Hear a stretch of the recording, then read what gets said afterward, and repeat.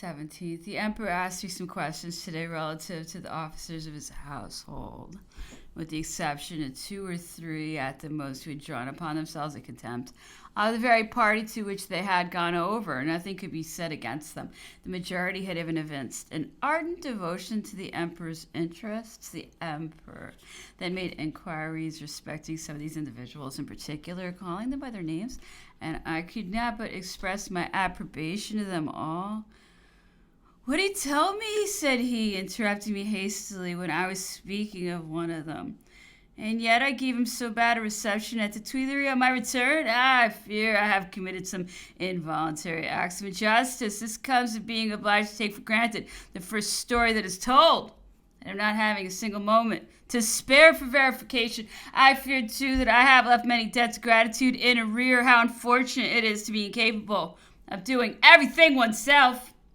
I replied, "Sire, it is true that if blame be attached to the officers of your household, it must be shared equally by all. A fact, however, which must humble us strangely in the eyes of foreign nations. As soon as the king appeared, all hastened to him, not as to the sovereign whom your abdication had left us, but as to one who had never ceased to be our sovereign, not with the dignity of men proud of having always fulfilled their duties, but with the equivocal embarrassment of unskilled courtiers. Each individual sought only to justify himself.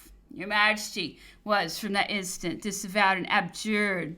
The title of emperor was dropped. The ministers, nobles, the intimate friends of your Majesty styled you simply Buonaparte, and blushed not for themselves or for their nation. They excused themselves by saying that they had been compelled to serve, that they could not do otherwise, though dread of the treatment might have experienced. The emperor here recognized a true picture of our national character. He said we were still the same people as our ancestors, the Gauls, that we still retain the same levity, the same constancy, and above all, the same vanity. When shall we, said he, exchange this vanity for a little pride? Officers of your Majesty's household, said I, neglected a noble opportunity of acquiring both honor and popularity.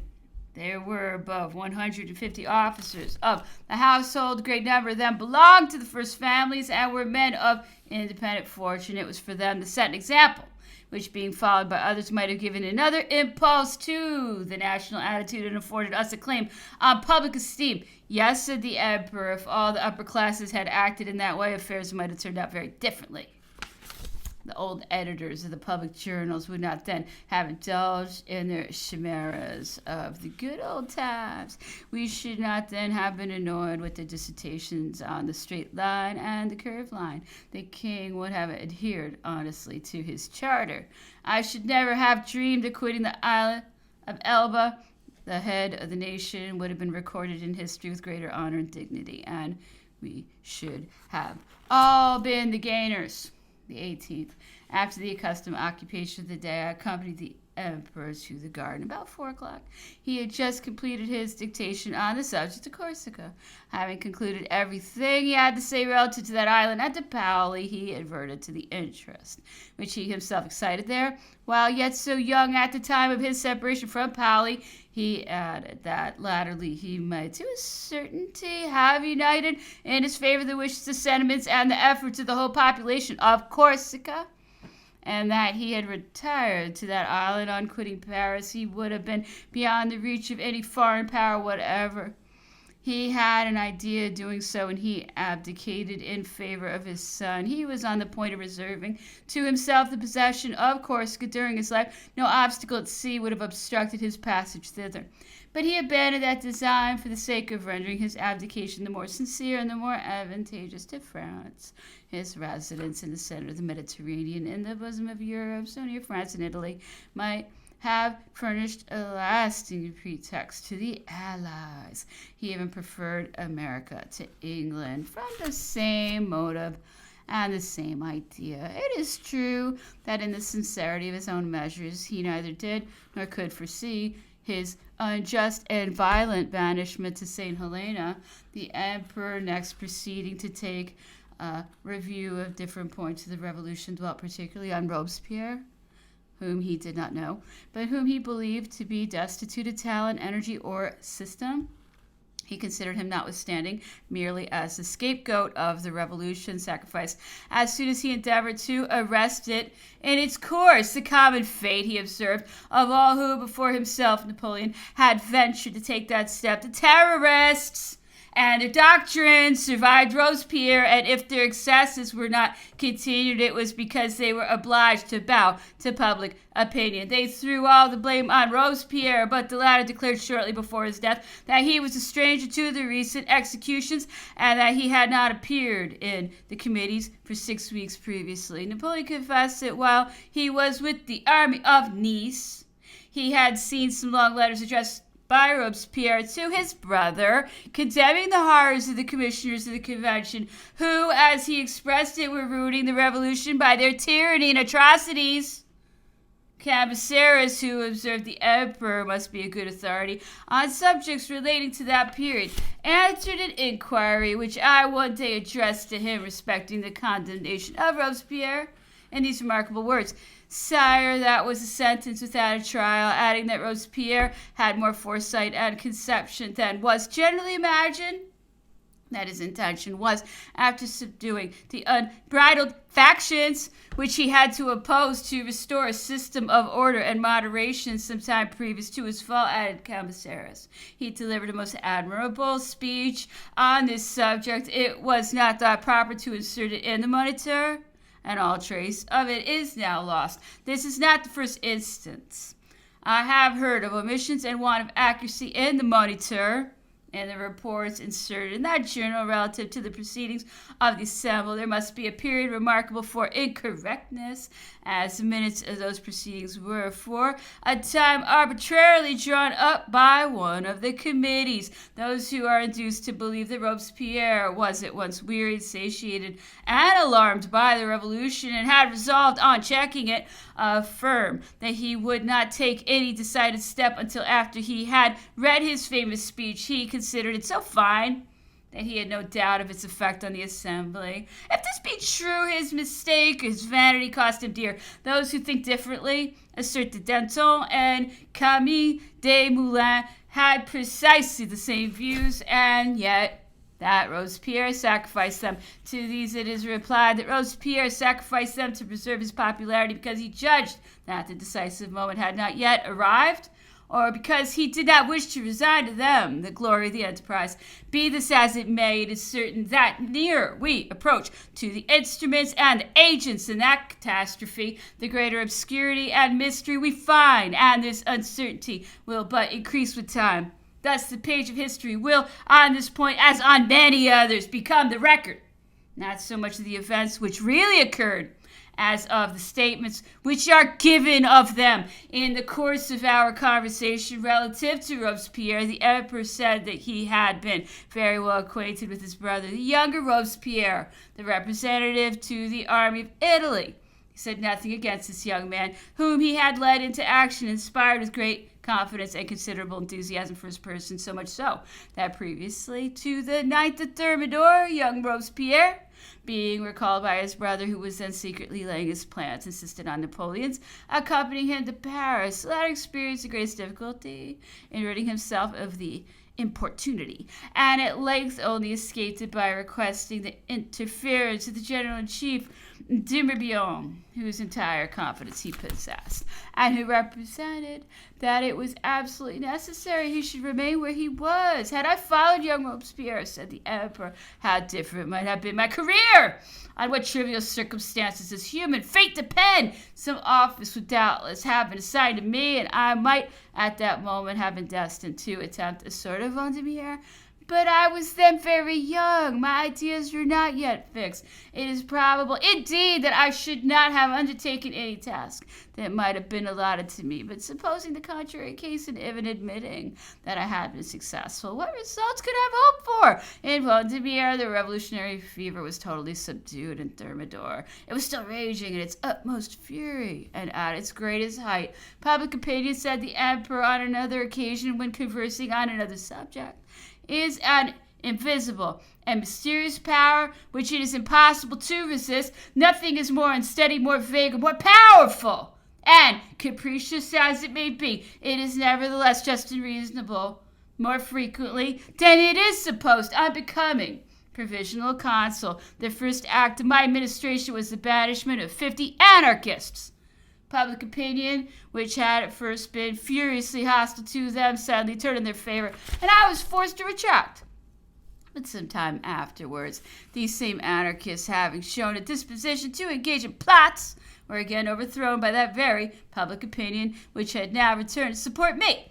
Thus, through the errors that were committed at the time of the Restoration, popularity was secured to the regicides, who but a moment before had been proscribed by the great mass of the nation. It belonged to me only, continued the emperor, to shed a luster over the memory of Louis XVI in France, and to purify the nation of the crimes with which it had been sullied by frantic acts and unfortunate fatalities. The Bourbons, being of the royal family and coming from abroad, merely avenged their own private cause and augmented the national opprobrium. I, on the contrary, being one of the people, should have raised the character of the nation by banishing from society in her name those whose crimes had disgraced her. This was my intention, but I proceeded prudently in the fulfillment of it. The 3 expiatory altars at Saint-Denis were but a prelude to my design. The Temple of Glory on the site of the Madeleine was to have been devoted to this object with still greater solemnity. There near the tomb and over the very bones of the political victims of our revolution, monuments and religious ceremonies would have consecrated their memory in the name of the French people. This is a secret that was not known to above 10 individuals, though it had been found necessary to communicate a hint of the design to those who were entrusted with the arrangement of the edifice. I should not have executed my scheme in less than 10 years, but what precautions had I not adopted? How carefully had I smoothed every difficulty and removed every obstruction? All would have applauded my design, and no one would have suffered from it. So much depends on circumstances and forms, added he, that in my reign Carnot would not have dared to write a memorial boasting of the death of the king, though he did so under the Bourbons. I should have leagued with public opinion in punishing him, while public opinion sided with him in rendering him unassailable. The 19th. My son and I rose very early. Our task had been finished on the preceding day, and as the emperor could not want me for some time, we availed ourselves of the fineness of the morning to explore the neighborhood of our abode, passing through the valley of Jamestown. On the right of our little level height at Friars was a deep ravine, the sides of which were intersected by numerous perpendicular clefts. We descended into the ravine, not without difficulty, and found ourselves at the edge of a little limpid streamlet, beside which grew abundance of cresses. We amused ourselves by gathering them as we passed along, and after a few windings, we soon reached the extremity of the valley and the streamlet, which are closed transversely by a huge pointed massive rock, from the summit of which issues a pretty cascade produced from the waters of the surrounding heights. This waterfall, descending into the valley, forms the streamlet along which we had just passed, and which sometimes rolls in a torrent to the sea. The water of the cascade was at this moment dispersed above our heads in small rain or light vapor, but in stormy weather it rushes forth in a torrent and furiously dashes through the ravine till it reaches the sea. To us the scene presented a gloomy, solitary, and melancholy aspect, and it was altogether so interesting that we quitted it with regret. Today was Sunday, and we all dined with the emperor. He good-humoredly observed that we composed his state party. After dinner, the circle of our amusements was not very extensive. He asked us whether we would have a comedy, an opera, or a tragedy. We decided in favor of a comedy, and he himself read a portion of Molière's Avare, which was continued by other individuals of the party. The emperor had a cold and was slightly feverish. He withdrew early from his walk in the garden and desired me to see him again that evening. If he should not have gone to bed, my son and I accompanied the rest of the gentlemen to the town, and on our return the emperor had retired to rest.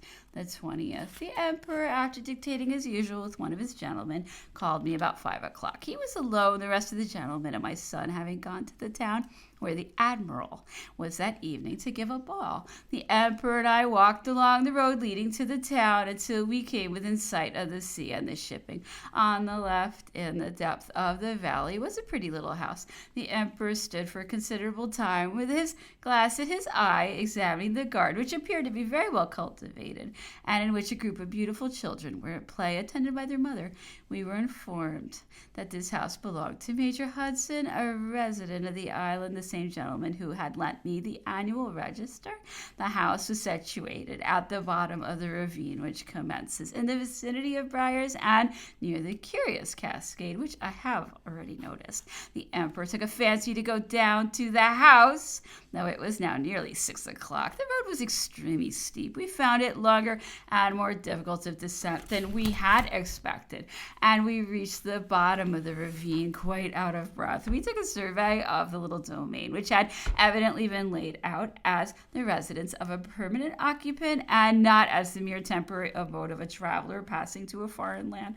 And after receiving the attentions of the master of the house and paying a few compliments to the mistress, the emperor took his leave. But the evening was already far advanced, and we were very much fatigued. We therefore accepted the horses that were offered us and speedily returned to our hut and our dinner. This little excursion and the exercise of riding on horseback, which had been so long relinquished, seemed to do the emperor good. He desired that I would go to the admiral's ball in spite of my reluctance to leave him. At 8:30 o'clock, he observed that the night was dark, the road bad, and that it was time I had set out. He insisted on my leaving him, and he entered his room, where I saw him undressed and retired to bed. He again desired me to go, and I unwillingly obeyed. I left him alone, and thus for the first time violated a custom which had become most dear to me. I proceeded on foot to the town. The admiral had given a great eclat to his ball.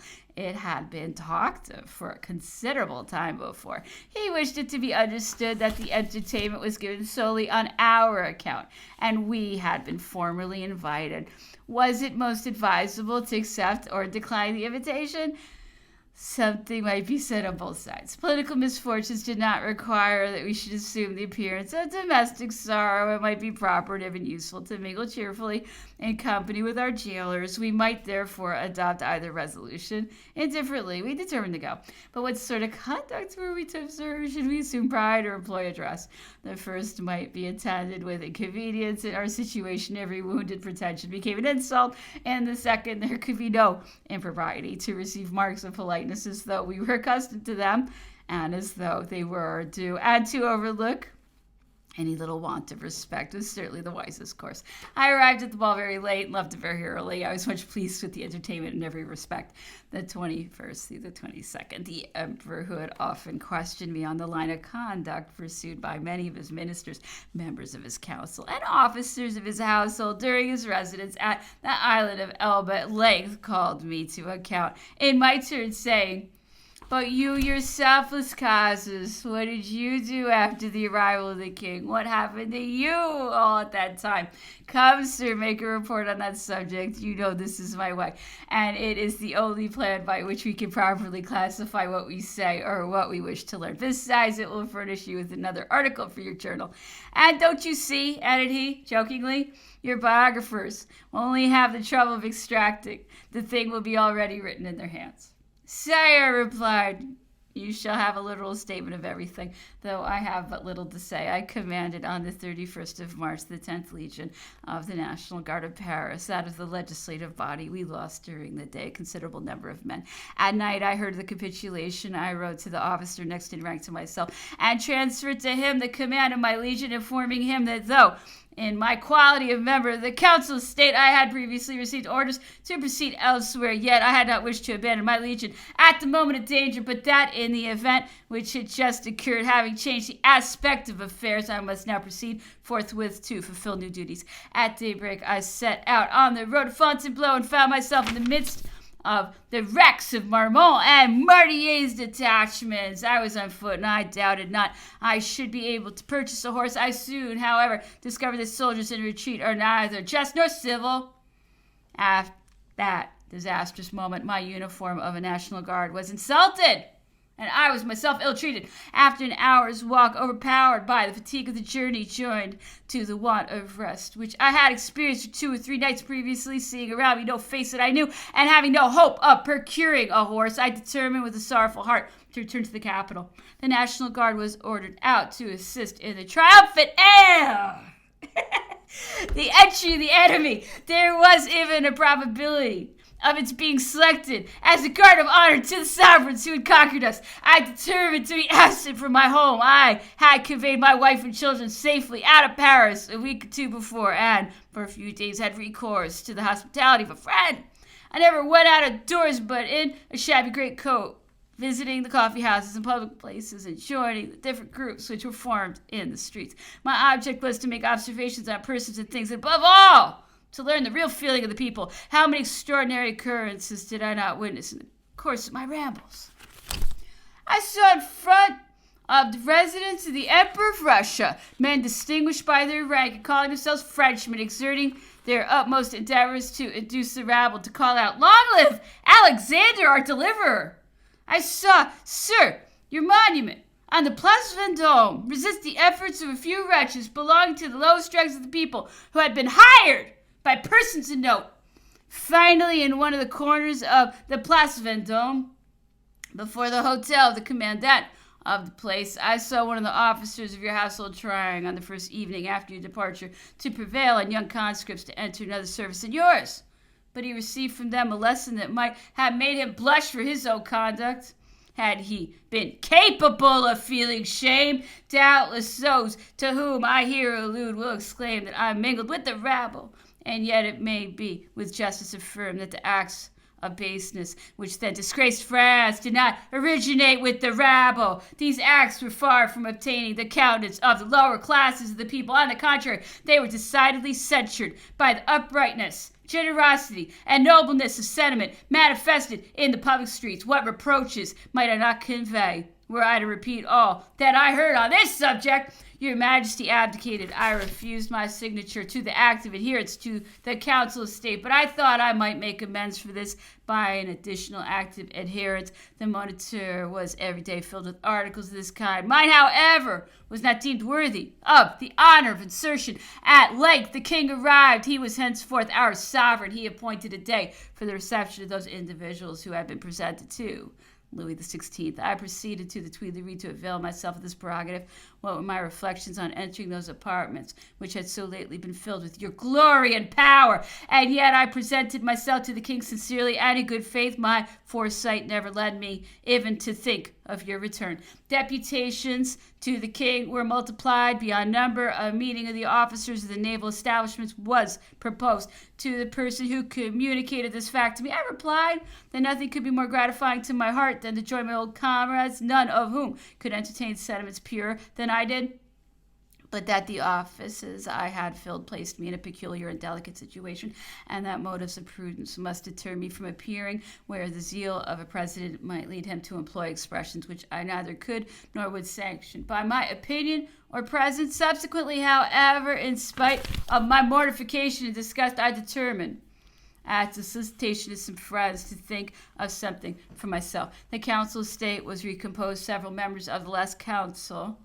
assured me, in spite of my recent conjectures on that point, that nothing was easier than to retain my office, that they had succeeded merely by an application to the Chancellor of France. I had not courage to venture a moment's encroachment on his lordship's time, and therefore contented myself with writing to acquaint him that I had been master of requests to the last Council of State, and that if that circumstance were not sufficient to exclude me from becoming a member of the new Assembly, I begged him to recommend me to the King as a Councillor of State. I observed that I would not advance as claims to favor my 11 years of emigration or the loss of my patrimony in the king's cause. At that period I had only done what I then considered to be my duty, which I had at all times, to the best of my knowledge, fulfilled faithfully and to the last moment. This phrase, as may well be supposed, deprived me even of the honor of a reply.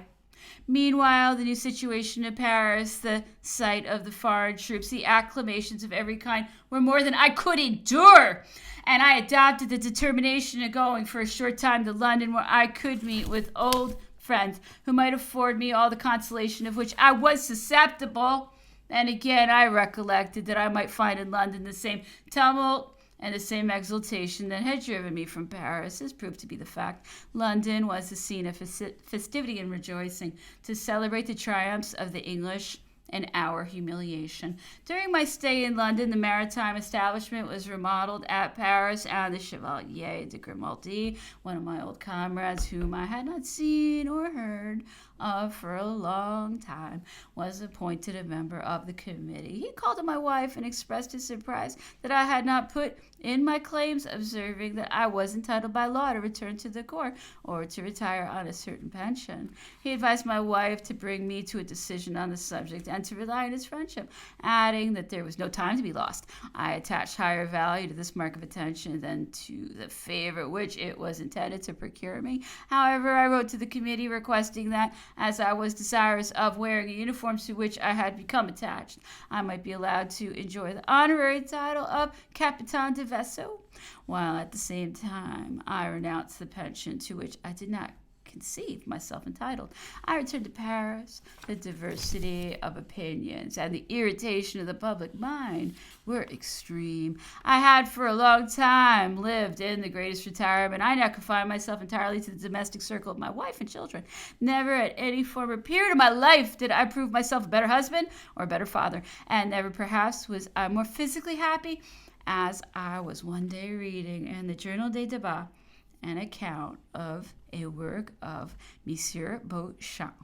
I found mentioned the names of several gentlemen who were stated to have assembled on the Place Louis XV on the 31st of March to excite sentiments in favor of royalty, and my name was among the number. It was in good company, no doubt, but at the same time, the statement was untrue, and I should have been considerably lowered in the estimation of many if it had been believed. I wrote to request a correction of the error, which is calculated to render me the subject of congratulations to which I was in no way entitled. I observed that it was out of my power at the time to act in the way described, whatever might have been my inclination as the commander of a legion of the National Guard. I had contracted obligations from which no consideration on earth could free me, etc.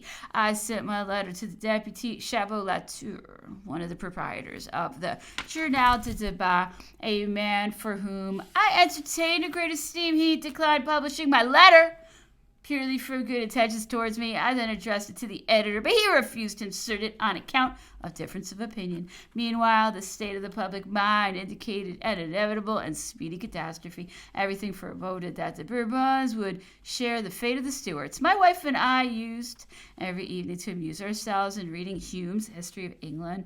We began at Charles I, and Your Majesty arrived before we had got to James II. Here the Emperor could not repress a laugh. Your Majesty's advance and arrival, continued I, were to us the subject of the greatest astonishment and anxiety. I was far from foreseeing the honorable voluntary exile which I would gain for me in the end, for I was then little known to your Majesty, and circumstances arising out of that event alone brought me here. Had I filled the most trivial post under the king, had I even been a frequent attendant at the Tuileries, which would have been very natural and consistent with propriety, I should not have appeared for a length of time in your Majesty's presence, not indeed that I should have had anything to reproach myself with, or that my attachment to you would have been the less sincere, but because I should not have wished to pass for a piece of court furniture, or to seem always ready to offer incense at the shrine of power. I should have awaited an appointment instead of pressing forward to solicit one, but as it were, I felt myself so much at liberty, everything about me was in such perfect harmony, that I seemed to form a part of the great event. I therefore eagerly hastened to meet the first glance of your Majesty. I felt as though I had claims on your kindness and favor. On your return from Waterloo, the same sentiments brought me immediately and spontaneously near your person, which I have never since quitted. If I was then attracted by your public glory, I am now attached by your private virtues. And if it be true that the gratification of my feelings then cost me some sacrifice, I now find myself repaid 100-fold by the happiness I enjoy in being able to tell you so. It would, however, be difficult to describe the extreme disgust I felt at everything during the 10 months of your absence. I felt an utter contempt for mankind and worldly vanities. Every illusion was destroyed. All interest had vanished. Everything appeared to be at an end, or to be undeserving of the smallest value. During my emigration, I had received the Cross of St. Louis, an ordinance decreed that it was to be legitimated by a new brevet. I had not spirit to put in my chain. Another ordinance directed that the titles bestowed by your majesty should be sent in and confirmed, but I felt indifferent with regard to compromising those which I had obtained during the empire. In fine, I received a letter from the Marine Department informing me that my captain's commission had just been forwarded thither, and there it still remains. Your Majesty's absence was to me a widowhood, the affliction and grief of which I concealed from no one. But on your return, I was repaid for all by the testimony borne by those who surrounded you and to whom I had previously been scarcely known. At your Majesty's first levee, the individual who was ad interim at the head of the Department of Foreign Affairs, coming from the presence, took me aside to a window and told me to go home and prepare, as I should probably have to set out on a journey. He had just, he said, proposed me to your Majesty, adding that he had represented me as a madman, but mad for love of you. I wished to know whither I was to be sent, but that he said he neither would nor could tell me. I never heard anything more of the matter. Monsieur Regnault de Saint-Jean d'Angely placed me on the list of the imperial commissioners whom your Majesty sent to the departments. I assured him that I was ready to do anything, but I observed that I was a noble and an emigrant, and that these two words pronounced by the first comer would be sufficient to annihilate me in case of necessity at any time or in any place. He acknowledged the justice of my observation and relinquished his intention. A senator next solicited that your Majesty would appoint me to the prefecture of Metz, his native town. He requested me to make this sacrifice for only 3 months in order, as he said, to conciliate the popular mind and set things to rights. At length, Decret and the Duc de Bassano proposed me as a counselor of state on the 3rd day after your arrival. Your Majesty signed my appointment the 23rd. The Emperor was still indisposed. He confined himself to his room and would see nobody. He sent for me at 9 o'clock in the evening. I found him very low-spirited and melancholy. He scarcely spoke to me, and I did not dare to say anything to him. If I regarded his illness as merely physical, it grieved me sincerely. If he labored under mental affliction, how much more was I grieved that I could not employ all the resources of consolation with which the heart naturally overflows for those whom we truly love. The Emperor dismissed me in about half an hour, the 24th. The Emperor continued indisposed and still declined seeing anybody. He sent for me to dine with him at a late hour. Dinner was served on a little table beside the sofa on which he was lying. He ate heartily. He said that he stood in need of some sudden revulsion of the Constitution, which he should soon obtain. So well did he understand his own temperament. After dinner, he took up the Memoirs of Marshal de Villars, which amused him. He read aloud many passages, which revived former recollections and gave rise to many anecdotes. The 25th, the Emperor still continued unwell. He had passed a bad night. At his desire, I dined with him beside the sofa, which he was unable to leave. He was, however, evidently much better. After dinner, he wished to read. He had a heap of books scattered round him on the sofa. The rapidity of his imagination, the fatigue of dwelling always on the same subject, or of reading what he already knew, caused him to take up and throw down the books one after the other. At length he fixed on Racine's Iphigenia and amused himself by pointing out the beauties and discussing the few faults to be found in that work. He dismissed me at an early hour. Contrary to the general opinion, in which I myself once participated, the Emperor is far from possessing a strong constitution. His limbs are large, but his fibers are relaxed. With a very expanded chest, he is constantly laboring under the effects of cold. His body is subject to the influences of the slightest accidents. The smell of paint is sufficient to make him ill. Certain dishes or the slightest degree of damp immediately take a severe effect on him. His body is far from being a body of iron, as is generally supposed. All his strength is in his mind. His prodigious exertions abroad and his incessant labors at home are known to everyone. No sovereign ever underwent with so much bodily fatigue. The most remarkable instance of the emperor's activity and exertion was his riding post from Valladolid to Burgos, a distance of 35 Spanish leagues, in 5 hours and a half. That is to say, upwards of 7 leagues an hour. The emperor had set out accompanied by a numerous escort in case of danger from the guerrillas, but at every yard he left some of his company behind him, and he arrived at Burgos with but few followers. His ride from Vienna to the Simmering, a distance of 18 or 20 leagues, is also frequently talked of. The emperor rode to breakfast at the Simmering and returned to Vienna immediately after. Napoleon often hunted to the distance of 38 leagues and never less than 15.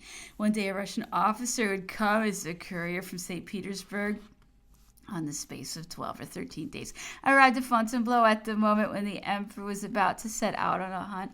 By way of arrest, the officer had the honor to be invited to join the hunting party. He, of course, accepted the invitation, but he dropped down in the forest, overcome by fatigue, and was not found until after considerable search had been made for him. I have known the emperor to be engaged in business at the council of state for 8 or 9 hours successively, and afterwards rise with his ideas as clear as when he sat down. I have seen him at St. Helena peruse books for 10 or 12 hours in succession on the most abstruse subjects without appearing in the least fatigue. He has suffered unmoved the greatest shocks that ever man experienced. On his return from Moscow or Leipzig, after he had communicated the disastrous event in the council of state, he said, "It has been reported in Paris that this misfortune turned my hair gray, but you see, it is not so," pointing to his head, "and I hope I shall be able to support many other reverses. But these prodigies, prodigious exertions, are made only, as it were, in despite of his physical powers, which never appear less susceptible than when his mind is in full activity." The emperor eats very irregularly, but generally very little. He often says that a man may hurt himself by eating too much, but never by eating too little. He will remain 24 hours without eating, only to get an appetite for the ensuing day. But if he eats little, he drinks still less. A single glass of Madeira or champagne is sufficient to restore his strength and to produce cheerfulness of spirits. He sleeps very little and very regularly, generally rising at daybreak to read or write, and afterwards lying down to sleep again. The emperor has no faith in medicine and never takes any. He had adopted a peculiar mode of treatment for himself whenever he found himself unwell. His plan was to run into an extreme, the opposite of what happened to be his habit at the time. This he calls restoring the equilibrium of nature. If, for instance, he had been inactive for a length of time, he would suddenly ride about 60 miles or hunt for a whole day. If, on the contrary, he had been harassed by great fatigues, he would resign himself to a state of absolute rest for 24 hours. These unexpected shocks infallibly brought about an internal crisis and instantly produced the desired effect. This remedy, he observed, never failed. The emperor's lymphatic system is deranged and his blood circulates with difficulty. Nature, he said, had endowed him with 2 important advantages. The one was the power of sleeping whenever he needed repose, at any hour and in any place. Another was that he was incapable of committing any injurious excess either in eating or drinking. If, said he, I go the least beyond my mark, my stomach instantly revolts. He is subject to nausea from very slight causes. A mere tickling cough is sufficient to produce that effect on him. The 26th through the 28th. On the 26th, the emperor dressed very early. He found himself quite recovered. He wished to walk out as the weather was very fine, and besides, his room had not been put in order for 3 days. We went into the garden, and he chose to breakfast under the arbor. He was in good spirits, and his conversation turned upon many different subjects and persons. The emperor's health being now perfectly restored, he resumed his usual occupation, which indeed was his only source of amusement. Reading, dictating, and walking in the garden filled up all his time during the day. He still occasionally resorted to his favorite path, though the turn of the season and the change of the moon had nearly put a stop to our evening walks. The numerous visitors who came to Mr. Balcomb's house, attracted by the hope of meeting the emperor, annoyed him very much, and indeed compelled him to withdraw himself altogether. We therefore remained shut up in our little dwelling, we had first understood that we should remain at Briars only a few days. But 6 weeks had passed away, and we had yet heard nothing respecting our removal. All this time, the emperor had been as much confined as he had been on board of the vessel. He had taken only one excursion, which was when he visited Major Hudson, and we afterwards learned that this circumstance had occasioned alarm. It had been whispered about at the Admiral's ball and had reached the ears of our high authorities, who were thrown into great consternation by the event. The workmen continued their labors at Longwood, which was to be our new residence. The troops who had come with us from England were encamped in the neighborhood. The colonel gave a ball to which we were invited. The emperor wished me to go, and that I should at the same time take the opportunity of inspecting our future abode. I went with Madame Bertrand in a carriage drawn by 6 oxen. In this Merovingian equipage we proceeded to Longwood. This was the first opportunity I had of seeing any part of the island except the neighborhood of Briars. The whole road along which we passed presented continued evidence of a great natural convulsion. We saw nothing but huge masses of rock, totally destitute of vegetation. If at every change of the horizon we perceived a trace of verdure or a few clusters of trees, yet on a nearer approach all vanished like the creations of a poet's fantasy. We found only a few marine plants and wild shrubs, or, what was still worse, some wretched gum trees.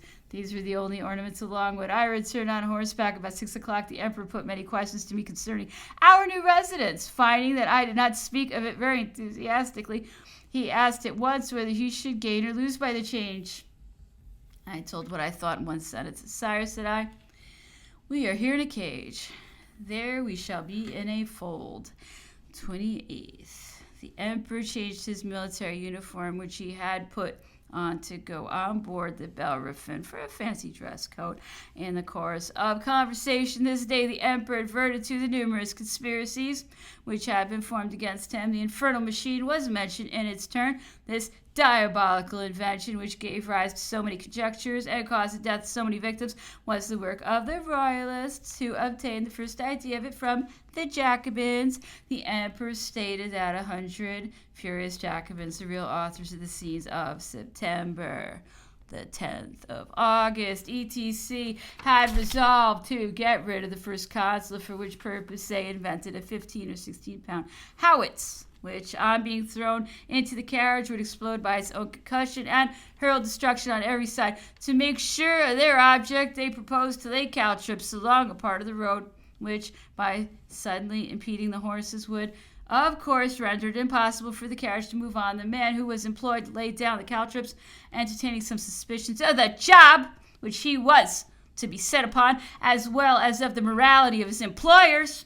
communicated the business to the police. The conspirators were soon traced and were apprehended near the Jardin des Plantes in the act of trying the effect of the machine, which made a terrible explosion. The first consul, whose policy it was not to divulge the numerous conspiracies of which he was the object, did not give publicity to this, but contented himself with imprisoning the criminals. He soon relaxed his orders for keeping them in close confinement, and they were allowed a certain degree of liberty in the same prison in which these Jacobins were confined. Some royalists were also imprisoned for an attempt to assassinate the first consul by means of air guns. These two parties formed a league together, and the royalists transmitted to their friends out of prison the idea of the infernal machine as being preferable to any other plan for destruction. It is very remarkable that on the evening of the catastrophe, the emperor expressed an extreme repugnance to go out. Madame Bonaparte and some intimate friends absolutely forced him to go to an oratorio. They roused him from his sofa, where he was fast asleep. One fetched him his sword, another his hat. As he drove along in the carriage, he fell asleep again, and awoke suddenly, saying that he had dreamed he was drowning in the Tagliamento.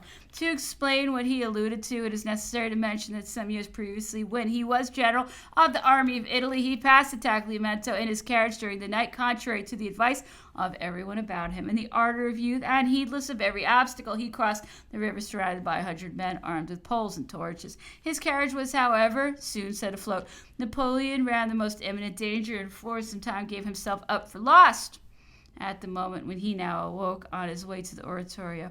He was in the midst of a conflagration. The carriage was lifted up, and the passage of the Tagliamento came fresh upon his mind. The illusion, however, was but momentary. A dreadful explosion immediately ensued. "We are blown up!" exclaimed the first consul to Len and Bessières, who were in the carriage with him. They were for stopping the carriage, but the first consul enjoined them not to do it on any account. He arrived safe and appeared at the opera as though nothing had happened. He was preserved by the desperate driving of his coachman. The machine injured only one or two individuals who closed the escort. The most trivial circumstances often lead to the most important results. The coachman was intoxicated, and there's no doubt that this proved the means of saving the life of the first consul. The man's intoxication was so great that it was not until next morning that he could be made to comprehend what had happened. He had taken the explosion for the firing of a salute. Immediately after this event, measures were adopted against the Jacobins, who had been convicted of meditating the crime, and a considerable number were banished. They, however, were not the real criminals,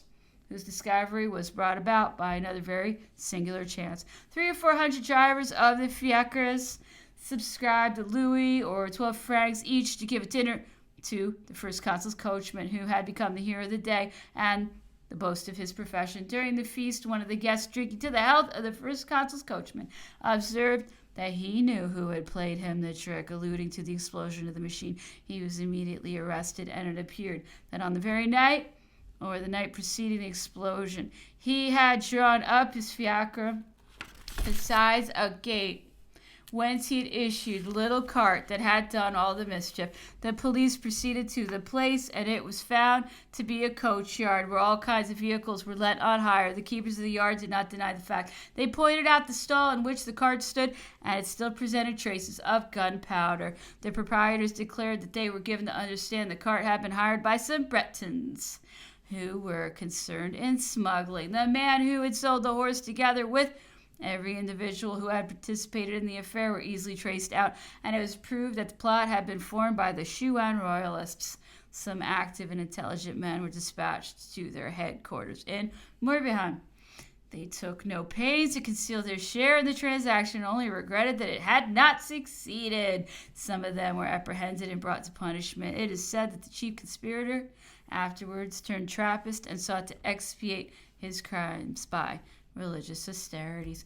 The 29th through the 30th. I find in this part of my manuscript some important particulars respecting the conspiracy of George Pichegru Moreau and the trial of the Duc d'Enghien, but as these subjects recur repeatedly in the course of my journal, I transfer to another part. What occurred here, in order to bring all my information on the above points at once under the eye of the reader, Mr. Balcomb's little garden, in which we so often walked, was superintended by an old Negro. The first time we saw him, the Emperor, according to his usual custom, desired me to put some questions to him respecting his history, and his answers strongly excited our interest. He was a Malay Indian, and had been forced from his home by the crew of an English vessel and sold at St. Helena, where he had continued ever since in slavery. His story bore every mark of truth. His countenance had a frank and benevolent expression. His eyes were animated and sparkling. In short, his appearance was by no means abject, but on the contrary, truly prepossessing.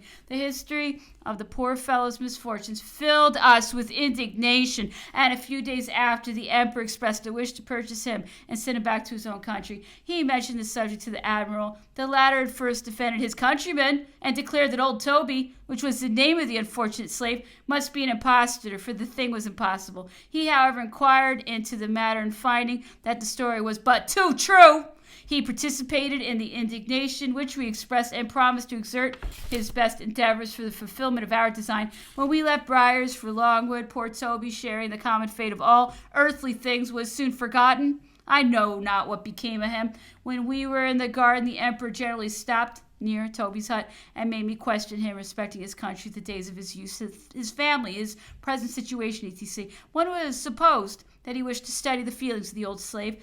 by the emperor's desire, I invariably closed the conversation by giving him a Napoleon. Toby was very much attached to us. Our presence always seemed to fill him with joy. When we entered the garden, he immediately suspended his work and, resting on his spade, gazed on us with an air of satisfaction. He understood not a word of the conversation that passed between the emperor and myself, but he always seemed to anticipate with a smile the first words I translated to him. He called the emperor the good gentleman. This was the only name he ever applied to him, and he knew him by no other. I have mentioned the above particulars because our meetings with Toby were always followed by novel, spirited, and characteristic reflections on the part of the emperor. The versatility of his mind is well known. Whenever he adverted to the poor slave's misfortunes, he always took a new view of the subject. I shall content myself with noting down the following remarks. Poor Toby, said he one day, has been torn from his family, from his native land, and sold to slavery. Could anything be more miserable to himself and more criminal in others? If this crime be the act of the English captain alone, he is doubtless one of the vilest of men. But if it be that of the whole of the crew, it may have been committed by men perhaps not so base as might be imagined, for vice is always individual and scarcely ever collective. Joseph's brethren could not bring themselves to slay him, while Judas, a cool, hypocritical, calculating villain, betrayed his master. A philosopher has affirmed that men are born wicked. It would be both difficult and idle to attempt to discover whether the assertion be true. This at least is certain, that the great mass of society is not wicked. For if the majority were determined to be criminal and to violate the laws, who would have the power to restrain or prevent them? This is the triumph of civilization, for this happy result springs from its bosom and arises out of its nature. Sentiments are, for the most part, traditionary. We feel them because they were felt by those who preceded us. Thus we must look to the development of human reason and of the faculties of mankind for the only key to social order, the only secret of the legislator. It is only those who wish to deceive the people and rule them for their own personal advantage that would desire to keep them in ignorance. For the more they are enlightened, the more they will feel convinced of the utility of laws and of the necessity of defending them. And the more steady, happy, and prosperous will society become. If, however, knowledge should ever be dangerous in the multitude, it can only be when the government, in opposition to the interests of the people, drives them into an unnatural situation or dooms the lower classes to perish for want. In such a case, knowledge would inspire them with the spirit to defend themselves or to become criminal.